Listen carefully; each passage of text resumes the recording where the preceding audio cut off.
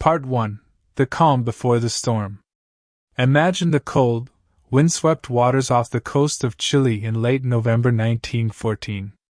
The sun hung low in the sky, casting long shadows over the sleepy harbor of Coronel. The small town seemed peaceful, with fishing boats bobbing gently and gulls screaming overhead, but beneath the calm surface, tension crackled in the air. A storm was approaching, not of clouds or wind, but of steel, gunfire, and human courage. The year is 1914, and the world is at war. Europe is engulfed in chaos, but this conflict stretches far beyond its borders. Oceans that once carried merchants and explorers now carry fleets bristling with guns, where the slightest misstep can mean death. In this vast theater, two admirals are about to collide, each representing the might of their nation. On one side stands Vice Admiral Maximilian von Spee, commanding the German East Asia Squadron.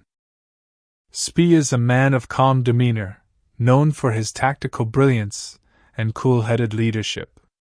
His flagship, the armored cruiser Scharnhorst, gleams in the morning light, her steel hull reflecting the sun. Beside her sails the Gneisenau, nearly identical in strength and firepower. These ships are modern, fast, and heavily armed, each gun capable of striking targets at ranges the British cruisers cannot match. With them are smaller ships, light cruisers like Dresden, used for scouting and harassment. Spee's mission is clear: disrupt British trade, strike swiftly, and avoid entanglement with superior forces that could destroy his squadron. Opposing him is Rear Admiral Sir Christopher Craddock, leading a British squadron determined to maintain Empire dominance at sea. Craddock's fleet includes HMS Good Hope, an older armored cruiser that serves as his flagship, HMS Monmouth, similarly outdated, the light cruiser HMS Glasgow, fast and maneuverable, and the auxiliary cruiser HMS Otranto, pressed into service for patrol duties. Craddock's ships, while brave and disciplined, are slower, their armor thinner, and their guns shorter range than Spee's. Yet the British admiral believes in courage, resolve, and the experience of his crews. Life aboard these ships is tense. Sailors polish their guns, check ammunition, and drill constantly. Every man knows the stakes. There is no room for error. The nights are filled with restless anticipation, the creaking of wood and steel, the distant lapping of waves, and the murmured prayers of men who sense they may not survive the coming day. On board Good Hope, Craddock walks the decks, speaking quietly with his officers, reminding them of their duty. Meanwhile, on Scharnhorst, Spee calmly reviews his charts, anticipating every move the British might make. Reconnaissance reports heighten the tension. Smoke plumes appear on the horizon, signaling enemy ships. Both admirals maneuver carefully, testing the waters, probing each other's strength. The Chilean coastline, with its rocky outcrops and hidden coves, offers little shelter. The winds are brisk, the waves sharp. A small miscalculation could leave a ship vulnerable.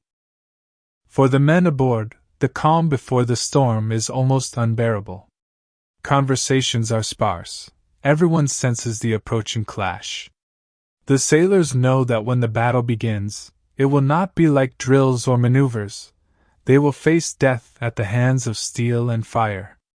Each gun crew checks their rifles and cannons, each officer studies the maps, and every man prepares for the moment when the horizon erupts with smoke and flame. By the night of October 31st, both fleets are positioned. Craddock's squadron has moved close to the coast, hoping to intercept Spee before he can escape into the open Pacific. Spee, aware of British movements, lies in wait, ready to strike decisively. In Coronel, life continues as usual. Fishermen tie up their boats, locals prepare their meals, unaware that their harbor will soon witness one of the most dramatic naval battles of World War I. Part 2: Clash of Steel. The morning of November 1, 1914, broke with a pale, cold light. A thin mist hung over the waters off Coronel, blurring the line between sea and sky.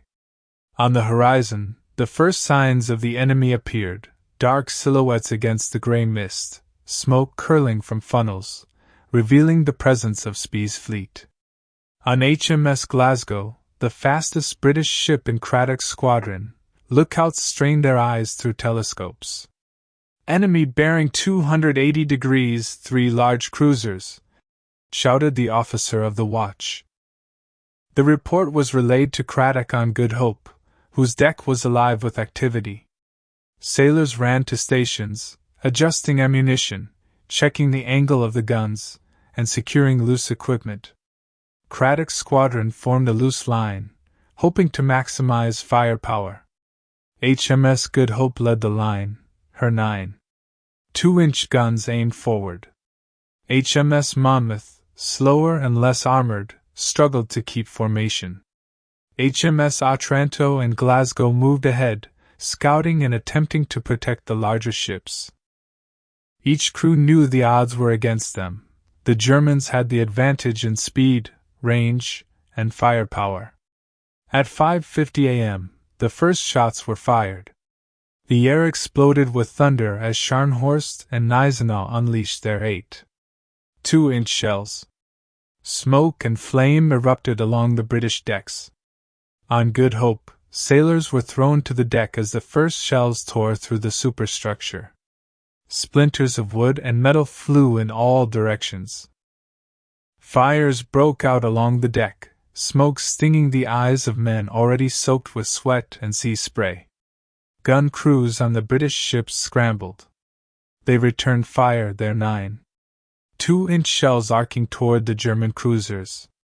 Yet the range was long, and German ships were moving swiftly, staying just beyond the effective range of British guns.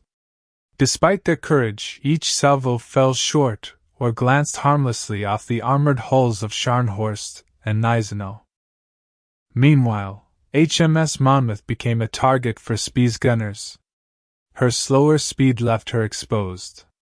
Shells tore through her decks and hull, setting fires and crippling her guns. The cries of wounded men filled the air, mingling with the roar of artillery. Officers shouted orders, trying to rally their crews, but the destruction was overwhelming. Monmouth began to lag further behind, her chances of survival diminishing by the minute. On Good Hope, Rear Admiral Craddock remained resolute.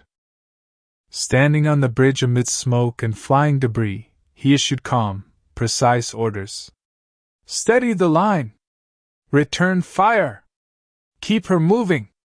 His voice carried over the chaos, a beacon of courage for his men. Despite his leadership, the damage was catastrophic. The ship's upper decks were ablaze, ammunition hoists destroyed, and many of her gun crews incapacitated. From the German perspective, the battle was executed with precision. Admiral Spee had positioned his ships to maximize firepower while minimizing risk. Scharnhorst and Gneisenau stayed at optimal distance, their long-range guns finding their marks with deadly accuracy. Smaller cruisers like Dresden maneuvered to harass the British flanks, preventing retreat or regrouping. Each German shell that struck was calculated, each maneuver carefully planned. By mid-morning, HMS Good Hope was a wreck. Fires raged across the deck, the masts were splintered, and the hull had begun taking in water. Craddock, realizing the ship was doomed, continued to command, refusing to abandon his post. Finally, after hours of relentless bombardment, Good Hope sank beneath the waves, taking almost all of her crew with her. HMS Monmouth met a similar fate. German shells tore through her hull, capsizing the ship as fires consumed the decks. Only HMS Glasgow, using her superior speed, managed to escape. The crew of Glasgow watched in horror as their comrades were engulfed by the sea, the echoes of battle fading behind them. The entire engagement lasted less than 3 hours, but the scale of destruction was immense. Nearly 1,600 British sailors were lost, including Rear Admiral Craddock. The German squadron, by contrast, emerged unscathed, a testament to superior tactics, coordination, and firepower. For Spee, the victory was a triumph of strategy. For the British, it was a sobering lesson in the dangers of underestimating an agile and well-armed enemy. As the German ships sailed away, smoke trailing behind them, the Pacific waters returned to an uneasy calm. The Battle of Coronel had changed the course of naval warfare in the region, proving that even the mightiest fleet could be defeated under the right circumstances. The bravery of men on both sides, the roar of artillery, and the devastation wrought on the ocean would leave a lasting mark on history. Part 3: Aftermath and Legacy. The smoke had barely cleared from the waters off Coronel when the full weight of the disaster hit the British Admiralty. The loss of HMS Good Hope and HMS Monmouth, two armored cruisers of the Royal Navy, was unprecedented in recent memory. Almost 1,600 men had perished, including Rear Admiral Craddock, a seasoned officer whose calm courage had been a symbol of British naval resolve. Only HMS Glasgow had survived, limping away to carry news of the calamity. In London, the news arrived like a thunderclap. Newspapers ran headlines announcing the defeat, and the public was shocked. The Royal Navy, famed for centuries of dominance, had been beaten in a direct engagement far from home waters. Questions arose: how could the Germans, operating thousands of miles from Europe, defeat a British squadron? Why had the outdated British cruisers been sent into battle against superior ships? The answers would come slowly, through inquiry, reports, and detailed analysis of the battle. Craddock's bravery, however, was universally praised. Even in defeat, he exemplified the highest traditions of the Royal Navy. Standing on the bridge of Good Hope amid smoke, fire, and exploding shells, he had refused to abandon his men or retreat. Officers and sailors later recounted his calm demeanor and unwavering dedication. He had chosen duty over personal safety, and in doing so, had become a legend. Memorials were later erected in his honor, both in Britain and in distant Chile, where locals remembered the men lost in the battle. For Admiral Spee and the German East Asia Squadron, Coronel was a triumph. The German ships had executed the perfect long-range engagement, exploiting speed, superior firepower, and tactical coordination. Scharnhorst and Gneisenau had decimated their opponents without losing a single man, proving the effectiveness of German naval strategy far from home. The morale of the squadron soared, and crews celebrated their victory quietly but proudly, knowing they had demonstrated the global reach and competence of their navy. Yet even as the Germans celebrated, Spee knew the victory carried consequences. The engagement had revealed his presence to the British, and a counter-strike was inevitable.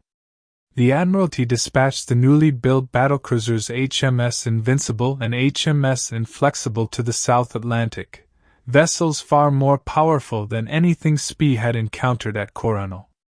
The shadow of an even more dangerous confrontation loomed. The battle also became a lesson in naval warfare. It demonstrated the importance of reconnaissance, intelligence, and understanding enemy capabilities. The outdated British cruisers had been outgunned and outmaneuvered, and their loss underscored the peril of sending inadequate ships against a superior force.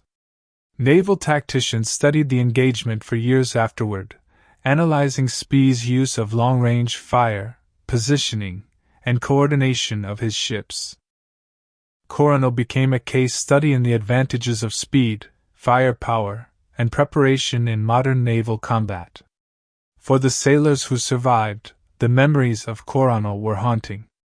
Crew members of HMS Glasgow recounted the screams of men aboard sinking ships, the flames lighting up the morning mist, and the eerie silence that followed each explosion. The sea, vast and indifferent, claimed the bodies of those lost, leaving behind only memories and wreckage. Diaries and letters from British sailors conveyed a mix of grief, guilt, and awe at the courage displayed by their comrades. On the German side, the men spoke quietly of the efficiency of their fleet, the pride in their ships, and the somber recognition of the lives lost on the opposing side. The long-term consequences of Coronel were significant. The battle forced the Royal Navy to take stronger measures in the Pacific and South Atlantic. Spee's squadron, emboldened but aware of the approaching British reinforcements, moved carefully, planning to raid shipping while avoiding the superior British forces gathering in the region. The eventual confrontation would take place just a month later, at the Battle of the Falkland Islands, where fate would swing the other way, illustrating the fleeting nature of victory in war. Historically, the Battle of Coronel stands as a testament to both human bravery and strategic skill. It was a victory for German naval leadership, a tragic defeat for the Royal Navy, and a vivid reminder of the dangers faced by sailors far from home. The men who fought, suffered, and died left a legacy that continues to resonate, a story of courage under fire, the relentless power of modern naval artillery, and the unforgiving nature of war on the high seas. In the end, Coronel was not just a clash of ships, it was a clash of strategy, endurance, and human will. It showed that even the most powerful empires are vulnerable to misjudgment, that leadership and courage matter as much as firepower, and that the ocean itself is a merciless arbiter of fate. Part 4: Ships, Crews, and the Human Side of Battle.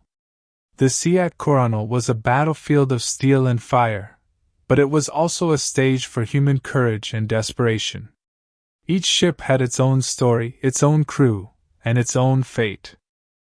To truly understand the battle, we must look not only at strategy and tactics but at the men who manned the guns, the officers who made impossible decisions, and the ships that carried them into history.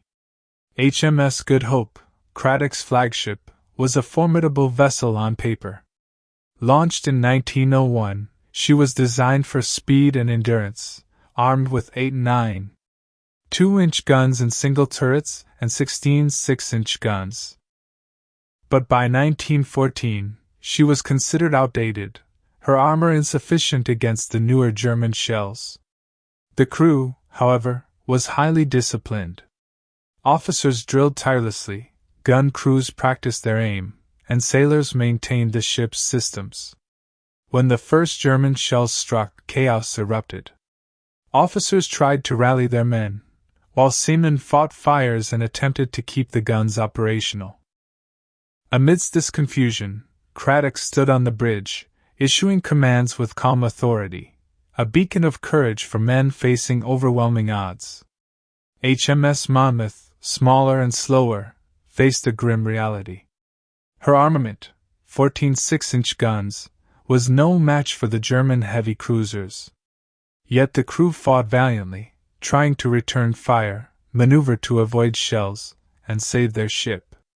Each explosion tore the decks apart, sending shrapnel and wood splinters into the air. Fires spread rapidly, and the ship's movement became increasingly erratic. Sailors were forced to abandon positions as sections of the ship were destroyed. The human cost was immense, with cries of the wounded and dying echoing across the waves. On the German side, Scharnhorst and Gneisenau moved with disciplined precision. Their 8.2-inch guns, capable of firing shells over 15,000 yards, kept the British at bay. Officers calculated ranges, adjusted for wind and the rolling sea, and relayed commands to gunners who fired with deadly accuracy. Crew members moved efficiently, extinguishing small fires, adjusting gun elevation, and reloading in perfect rhythm. Smaller ships like Dresden scouted and harassed, their lighter guns peppering British vessels to prevent retreat or regrouping. Yet even on the German ships, the human element was clear. Sailors worked long hours under stress, knowing that one mistake could cost lives. They celebrated small victories quietly, a shell hitting its mark, a gun reloaded without incident, a fire extinguished before it spread. Spee walked among his officers and men with calm authority, inspecting positions, offering encouragement, and maintaining morale. Unlike the chaos on British ships, the German crews demonstrated the effectiveness of preparation, discipline, and cohesion. Amidst the thunder of artillery, the sea itself became a character in this drama. Waves tossed ships, making aiming and movement difficult. Smoke from funnels and guns reduced visibility, creating a surreal, almost apocalyptic scene. Fire, splintered wood, and the cries of men combined into a cacophony that sailors would remember for the rest of their lives. Every maneuver, every shot, was a life-or-death decision. Personal stories of courage abound. One gunner on Good Hope continued firing his 6-inch gun even after the turret was partially destroyed and several crewmen killed. On Monmouth, a small repair party worked to fix a jammed gun, knowing that any delay could mean destruction. On Glasgow, the crew's disciplined retreat allowed them to survive, carrying news of the disaster back to British command. Each individual's decision, whether to fight, repair, or retreat, contributed to the broader story of the battle. The psychological impact was profound. British sailors, trained to believe in the invincibility of their navy, were confronted with the brutal reality of modern naval warfare. Fear, courage, and determination mixed in equal measure. For German sailors, victory brought pride but also an awareness of their vulnerability. The ocean was vast, unpredictable, and indifferent to human conflict. Even in triumph, one misstep could lead to disaster. After the battle, the wrecks of Good Hope and Monmouth drifted silently, reminders of lives lost and the price of naval warfare. Debris floated across the water, fragments of ships, personal belongings, and occasionally the stark silhouette of a man clinging to wreckage. The Pacific had claimed hundreds of men that day, leaving only memory and history to tell their story. Coronel was a clash of more than just steel. It was a clash of human endurance, leadership, and the raw reality of combat. The ships, with their guns, armor, and speed, were tools of war, but it was the men aboard them who faced danger directly, made split-second decisions, and bore the consequences of victory and defeat. The battle highlighted not only the importance of technology and tactics but also the courage, discipline, and sacrifice of the sailors who fought far from home. Ultimately, the Battle of Coronel became a symbol of both the power and the peril of naval warfare. It demonstrated that even a smaller, disciplined force could dominate if equipped, coordinated, and commanded effectively. It showed the cost of misjudgment and the courage required to face overwhelming odds. And perhaps most importantly, it reminded the world that the ocean, vast and indifferent, is a stage where human stories, of heroism, loss, and endurance, play out in ways both magnificent and tragic.